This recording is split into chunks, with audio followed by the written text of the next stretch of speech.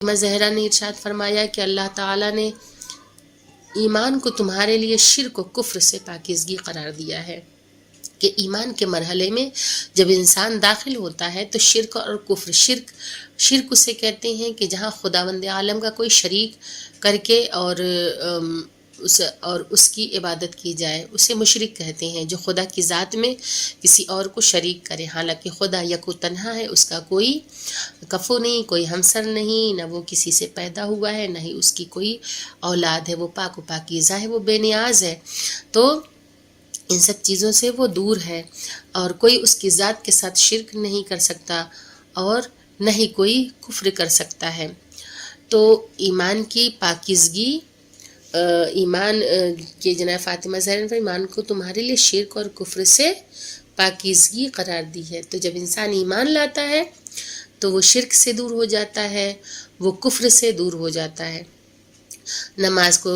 تمہارے لیے تکبر سے دوری قرار دی، کہ جب انسان صدق دل سے سجدہ خداوندی کرتا ہے، اپنی پیشانی کو خاک پہ رکھتا ہے، تو دنیا کا سارا تکبر اور غرور بالکل مٹی میں مل جاتا ہے۔ تو جب انسان عبادت خداوندی کرتا ہے، نماز پڑھتا ہے، تو وہ تکبر سے دور ہو جاتا ہے۔ اور زکوٰۃ تمہاری روح کی پاکیزگی اور رزق کی زیادتی کے لیے ہے، کہ انسان کو جو صاحب حیثیت ہیں، جن پہ زکوٰۃ واجب ہے، انہیں زکوٰۃ ادا کرنی چاہیے، کہ اس سے رزق میں زیادتی ہوتی ہے۔ جناب فاطمہ زہرا سلام اللہ علیہ نے ارشاد فرمایا کہ اللہ تعالیٰ نے روزے کو تمہارے اخلاص کی استواری کے لیے قرار دیا ہے، اور حج کو دین کو مضبوط کرنے کے لیے قرار دیا ہے، اور دلوں کو قریب کرنے کے لیے عدالت کو قرار دیا ہے۔ جناب فاطمہ زہرا سلام اللہ علیہ نے ارشاد فرمایا کہ اللہ تعالیٰ نے امر بالمعروف اور نہی عن المنکر کو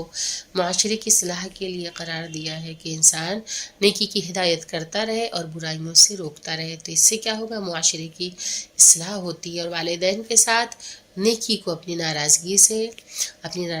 کے لیے ڈھال قرار دیا ہے، کہ جب انسان اپنے والدین کے ساتھ نیکی کرتا ہے، حسن سلوک کرتا ہے، ان کی آواز پہ اپنی آواز کو بلند نہیں کرتا ہے، اپنے والدین کے سامنے جب جاتا ہے تو اپنے شانوں کو جھکا کر جاتا ہے،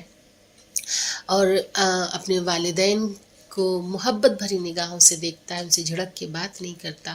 بلکہ ان کے ساتھ حسن سلوک سے پیش آتا ہے، خلوص کے ساتھ پیش آتا ہے، تو پروردگار عالم کی ناراضگی سے وہ بچ جاتا ہے۔ لیکن اگر کوئی اس کے خلاف کرتا ہے، اپنے والدین سے سرکشی کرتا ہے، تو اللہ تعالیٰ اس سے ناراض ہوتا ہے۔ تو